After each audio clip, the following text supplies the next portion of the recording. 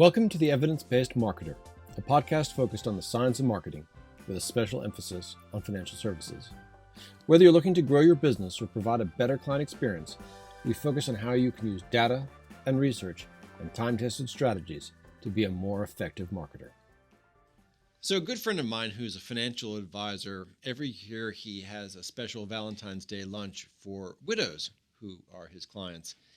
And a couple of years ago, he was holding the lunch and he noticed that all the people he'd asked were on their phones. And he was a little sort of concerned, like, is this boring? Are they not enjoying this? And so he asked them what was going on. And it turns out that they were all actually posting photos of the event to their Facebook pages. And it was kind of an aha moment for him because he realized at that point there was a real power to Facebook, because here all some of his best clients were posting photos of this great event he was doing for them. All their friends were seeing this. And, many of those friends were probably thinking, wow, my financial advisor doesn't even, send me a birthday card. And look what this financial advisor is doing for my friend. And he realized there was a real power to this. And this is the kind of, I think, great benefit of social media for actually building closer and deeper client relationships. And that's what we're going to focus in this episode of The Evidence-Based Marketer. I'm William Chettle, Director of Experience and Engagement here at Symmetry Partners. I'm Andrea Loyne, Digital Marketing Strategist here at Symmetry Partners. So social media has changed the way that you can interact with your... Social media has changed the way you can interact with your clients. There is a much deeper connection that can be made just via a little research and a little time. So it has changed the client relationship for many advisors as well. So 46% of advisors agree strongly, and 46% agree somewhat that social media has changed those client relationships. And what impact has it had on these clients? Well, it's made it easier for clients to share information. And like the example of sharing. Exactly. Oh, and it's funny because just by the clients are sharing this relationship they have with their advisor to their whole friend base. That can't hurt your business. You can have more frequent communications with them, being, maybe they had a birthday, maybe they had a grandchild. You're going to communicate with them by something that you've seen on their Facebook. Even just clicking like on a picture they posted is going to be a form of communication. Yep. And all the way down to, you have a better personal relationship because you can create that connection through things that you might, similar, hobbies you might have, or things you might like, or a play that you both saw at the same time. It helps to create that cohesive relationship. And what's interesting is in the study, they even found that decision-making was faster. So I think what that means is a lot of people are using this to educate at scale their clients, providing useful information, white papers, research, videos, whatever it is, that helps their clients better understand, some of the issues around, in this case, financial services. But a lot of people in a lot of industries are using this to educate not just prospects, but also existing clients. Yeah, it used to be you had to call them on the phone or send them an email to really get in front of your clients. And now you don't. Now you just can get in front of all your clients at once and have a very strong effect on them that you couldn't do before via an email or even a phone call. But it's really important that when you're posting out there, you have that strategy, or when you are liking, and it's hard to say, on someone's personal Facebook page, you have to have a strategy, but you really do. You want to make sure that you're interacting with the correct, pieces of someone's life, or messaging on, a client anniversary or a birthday or a promotion. You want to make sure that you're very honed in on what these clients are doing and have a strategy on how you're responding to them and what you're posting on your page that is educational, that does give them some value. Don't just, randomly post things. And a strategy could simply be just that I'm going to build closer relationships by looking at what's going on in my client's life and responding from time to time, like, glad you enjoyed the trip, congratulations on the new child, etc. And of course, another strategy would be looking at this information and where appropriate, noting it in your contact management system. Yeah, that will help immensely. Maybe you don't want to reach out right away when the grandchild is born, but you want to note that for their next time that they come in, hey, I remember you said, or I saw that you had, your grandchild on the way. Are they here? How's your, daughter doing, etc. It's a good way to start off the meeting in a personal note. Or, but maybe this is you want to send a congratulatory card. Which would, in certain cases, really impress people. Like, wow, this advisor is paying attention to my life. And one of the things I think that is so powerful about social media, especially with clients, is the idea that someone is paying attention to you, to your life. I just had a birthday, and it was fun going through all the messages from people, including people I hadn't maybe talked to in a while, and a lot of it was just like happy birthday, etc. But there were some great messages from folks that I we had a back and forth, and some of these cases we're going to get together again, just because it's a wonderful reminder, and it's just great to hear from people that you haven't heard from.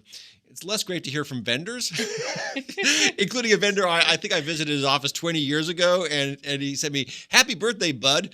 But it was very nice of him to think of you. And honestly, I have learned to rely on Facebook platforms or LinkedIn platforms for birthdays. Right? You don't always. It's not a question you ask someone right up front. Hey, when's your birthday? But to know when it is and use your CRM to make sure you're inputting that stuff, because that's important. A client birthday, is a great thing to touch on every year, but it's also going to allow you to know when abouts they're hitting milestones, right? So you'll be able to know what age they are, and are they close to retirement, or should they be changing their strategy because they're getting older. It's helpful to know a birthday for a lot more than just a happy birthday. Yeah, and I think this is one of the things we're talking a moment about platforms, but LinkedIn is great for not just birthdays, but also things like work anniversaries, which if you're dealing with professional clients, that's a really useful source of information. And, if they got a promotion, for example, if they've published something, that's useful information. Facebook is going to be a little bit more scattered. I guess you can get birthdays and things like that, but it's not necessarily going to give you insights into what people are doing in their career or their professionally. Correct. It's much more of a personal profile. Platform than it is a professional one. And the other great thing though about Facebook and LinkedIn is there are communities out there, and your clients, so the advisor hosting the event, not only are the clients getting together, but now they have this community, and they may, on their social channels, they're going to reach out to you, they're going to feel comfortable reaching out to you, but now they've made their neighbor jealous because you've taken them out for a lunch on Valentine's Day. And you're going to, the community feel of your practice in the town that you are is going to spread. People, there's the people react to things, people share things, and all of a sudden in your community, you are someone who cares. Yeah. So in terms of actual platforms, now, both baby boomers and Gen X spend about 6 to 8 hours a week on social media. It's actually about the same for millennials. I think it's about 7. And the preferred platform, the one where people are spending the most, at least for Gen X and baby boomers, is Facebook. Followed by LinkedIn, and kind of going down from there. These are also, if you're talking about financial advisors, the two platforms that are the preferred place to engage with clients and prospective clients, with Twitter a distant third. Well, and there's lots of ways that you can use these platforms to interact. We've touched on a couple, noting for LinkedIn, noting a promotion, noting, a change to their professional career is a big thing. You want to make sure when your clients are going to have maybe an influx of, a salary has changed. Well, that's going to change their financial plan. So it helps to know these things. Right. And then Facebook is yes, it's very personal. You really you can connect on all different levels. And William uses an example with our advisors, I think is rather comical. If you realize that they like the Giants, they're a Giants fan, you could send them a toaster for Christmas that is a Giants bakes into the toast. You can use this to really customize your gifts, or your, if you're taking them out to dinner, you can actually see the types of foods that they like, and make sure you're picking a restaurant they will enjoy. And this is the kind of stuff you may not want to go crazy on this, but it's important to add at least some of these highlights into your content management system because it allows you to do really great things. So if they like fishing or if they like the Giants, you may want to send them the toaster with the logo, but it's also very simple just to say, send them an article. I saw this great article on the Giants. I saw this great article on fishing. Thought you'd be interested. Mm-hmm. Or call them up. Hey, I just read this great thing. I want to send it to you, and I thought it was really, really interesting because the most important conversation or even email you can send to anybody was, I was just thinking of you. Mm-hmm. It doesn't matter what happens after that. It's I was just thinking of you, and showing that you know somebody at a deeper level. And if you're in a service business where you have clients for the repeat clients, and they are going to be with you for many, many years, it's really, really important to build a relationship. And relationships are built in many cases on understanding who the other person is and what he or she likes, what is important to he or she. And of course, relationships, children, pets, and all the other things that are vital to their lives. And one of the things that's really important is before you meet with a client, before they come into your office or you have a call with them, spend 5 minutes, look them up on social media, see what's going on. Is there anything that's changed in their life? Anything that you can bring up? Creates a better conversation. And again, it shows that you're paying attention, that you care. Sure, yeah. And one of the things that financial advisors, over, I guess it would be how they're perceived, their trust could be a lot better, right? So if you're using this tool to educate your clients, they're going to trust you. If they're seeing that you are helping them and posting, valuable educational tools, but then also, honing in on what's important to them in their life, you're going to build the trust. It's also on the other side, and trust is absolutely critical because, financial advisors are not as trusted as they should be. And there are actually a lot of industries that have trust challenges. But use social media to showcase who you are as a person. Mm-hmm. A lot of times people will say that some of the best reactions they've gotten from their clients is when they posted something personal. Maybe they got back from a trip. Maybe they welcomed a new child into the world. Whatever it is, the things that are personal are often going to be the things that your clients connect with much more than something you post on, 72T distributions. Very true. Very true. We actually work with a number of advisors who are using different channels, to benefit their practice and just beyond some of these traditional ones we've talked about.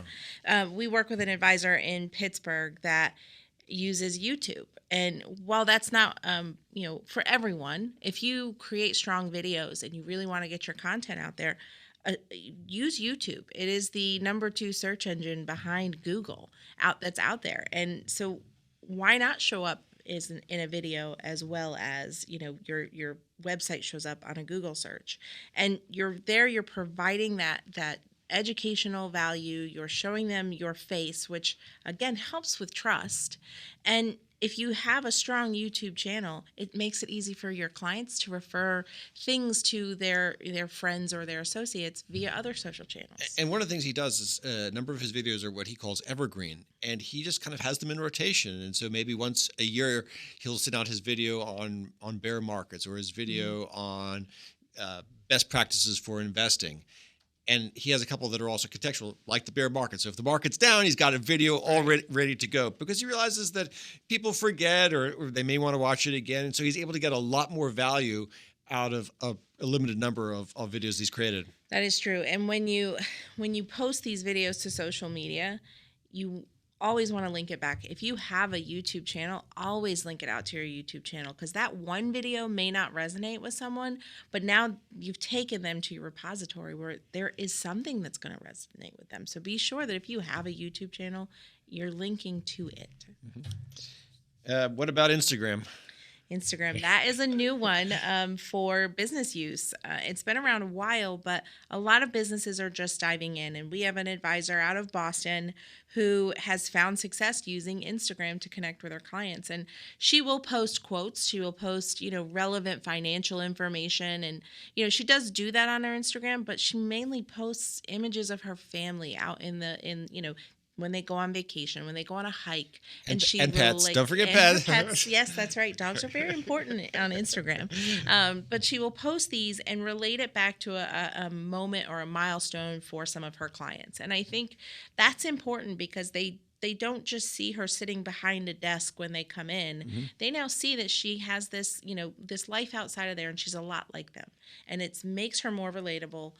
And in the next meeting, they may bring up something that they saw and tell you something you didn't even know about them. And she also does a lot of quick videos, and a lot of them are done outside, which is actually a really great way to get great production value very easily.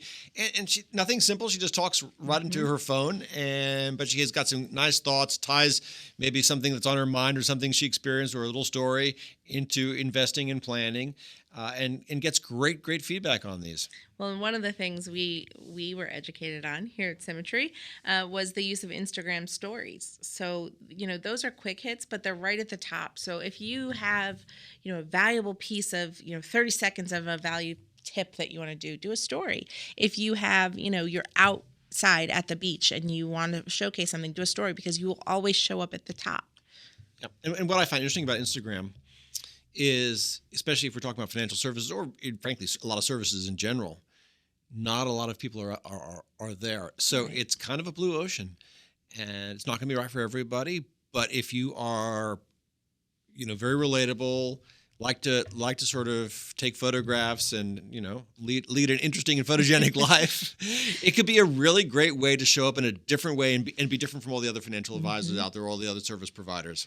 Yeah, it's a much more I want to say laid back, but it might be the wrong word. But it's much more calming, laid back platform where it is images. It's chill. But again, you're going to want to take all of this and you're going to want to look at some of your metrics behind it, right? We're all about the evidence. You can actually, and I know it seems silly, but you can judge what types of things are working for you and what aren't. If you realize that some of your personal things that you're posting aren't getting any traction from your clients, or there's no likes, no shares, no comments, then maybe tone back on those and highlight more of the educational stuff. Or become more likable. Or become more likable.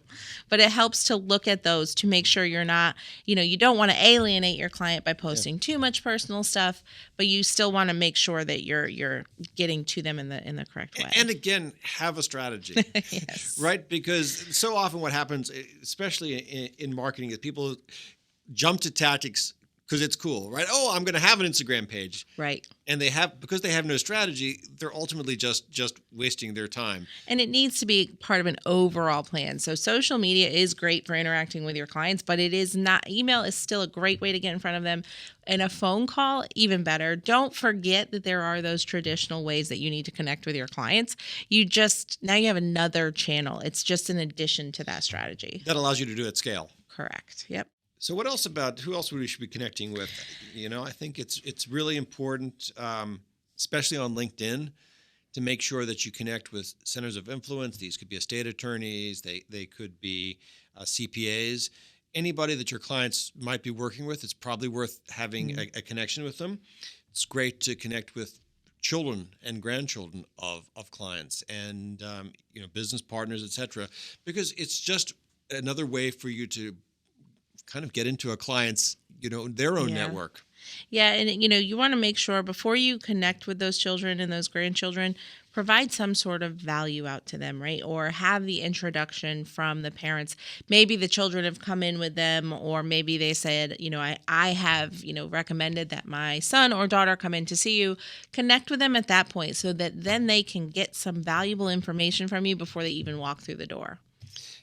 And, I think the key stat here, especially when we're talking about connecting with children of adult clients, 95% of, and we've said this a couple of times, but it's really shocking, is that 95% of children leave their parents' financial advisor after both parents pass.